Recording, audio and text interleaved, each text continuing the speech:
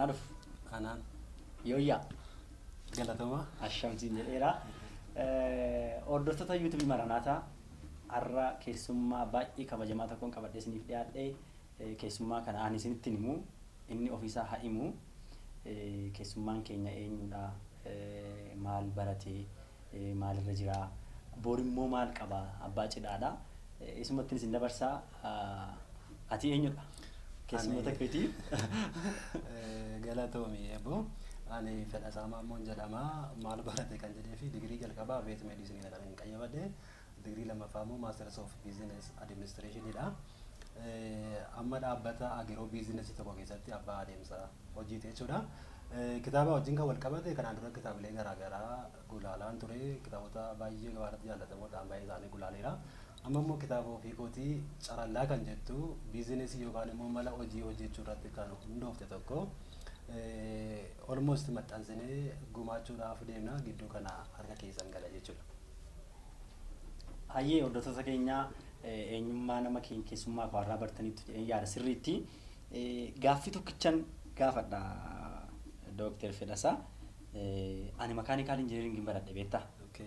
Asirratti gaafa argu immoo kitaaba kee kanarratti carallaa kitaaba tokko giirii jedhama kun gaafa makaanikaaliitiin. Maali giir? Giirii jedhama yaa.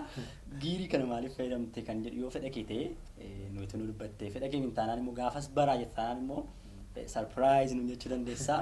Akkasumallee hiika carallaa yoon si gaafadhe gaafas immoo kastama affeeramtoonni kee gaafas immoo akka isaan sammuu guutuudhaan yookiin fedha guutuudhaan akka hin dhufneef yoo barbaadde immoo kana sammuu isaanii keessatti rarraasnee kana maaliif akka fayyadamte giiriin kun baay'ee hiika guddaa qaba. Injiinii keessatti faa kana makaanikaal injineeringii keessatti hin jedhagaa. Mee maal naa jette waa'ee kana asumaanii dhaamsa hordoftoota keenyaaf waan dhaamtu. Galatoomi hiika kitaaba kanaa baay'ee isaa har'a yoo keessa finne hojii mana keenya dilbata xumuraa waan ta'eef keessa seenuu barbaadu. Haa ta'u malee akka afaan warra injineeriitti giirii jedhama. Maayinda giirii inni immoo iddoo baay'eetti fiduu dandeessa. Anyway giiriidha wantichi. Maaliif giirii addaatti fayyadamne kan jedhu duwwaatu hin taane giirii kanatti naanna'ee akkuma agartanii waan akka geengoo kun jira. Waan akka geengoo kuni mallattoolee hedduu akkamiin bifa animeeshiniitiin kan qophaa'e mallattoolee hedduu jira. Hundi isaanii tokkoon isaanii hiikaa qabaatu. Namichillee hiikaan qabaata. Xiyyooliin kun hiikaan qabaatu jechuudha. Isa kanaaf hiikaa isa kanaa utuu dubbatu maraatti haasofnee gaarii ta'a. Carallaan illee maal akka ta'etu gabaasa haasofnee gaarii ta'a. Asuma garuu yoo na iyyamte eebbi kitaaba carallaa dilbata dhuftu sadaasa bultii 12 bara 2014 giddugala galma aadaa Oromootti iddoo keessummoonni baay'een jiranitti hin geggeeffama. Iddoo sanatti koomeediyaanota bebbeekamoo afaan Oromoo baay'ee dhiyaata. Maqaa isaanii dha'uun barbaachisaadha jedhee yaadama. Boriftaan poosterii argachuu dandeessu. Namoonni ogummaa garaagaraa qaban inni haa ta'u keessummoonni akka sarpiraayis itti fayyadamne yookaan immoo sarpiraayis nu godhanis hin jiraatu. Sagantaa bal'aaf guddaatu qophaa'ee jira. Argamaa isiniin jechuun barbaada. Baay'ee galatoomii Dookter. Egaa hordoftoota keenyaa dhangaa akkas waa hedduun guutame kana irraa hin hafinaan dhaamsa kootii sanbata guddaa waaree booda giddugala aadaa Oromootti kitaaba carallaa eebbisnaa ulfaadha. Thank you. Milkaa'e.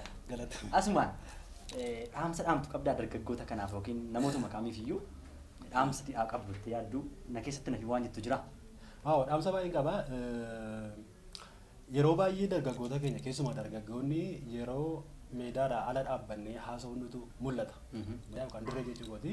Dirree keessatti namoota agartu yeroo baay'ee. Namichi beekamaan tokko gaafa dubbatu nama gosa sadiitu jiraidha. Namni tokko nama isa waan ta'aa jiru hin beekne. Maayindiin isaa waan ta'aa jiru irraa adda. Ala kanatti maaltu ta'aa jira addunyaan maal keessa jirti waan jettu namoota hin beeknedha. Namoonni warra lammaffaan immoo namoota warra keessa jiranidha. Waan ta'aa jiru sana keessa jiruudha.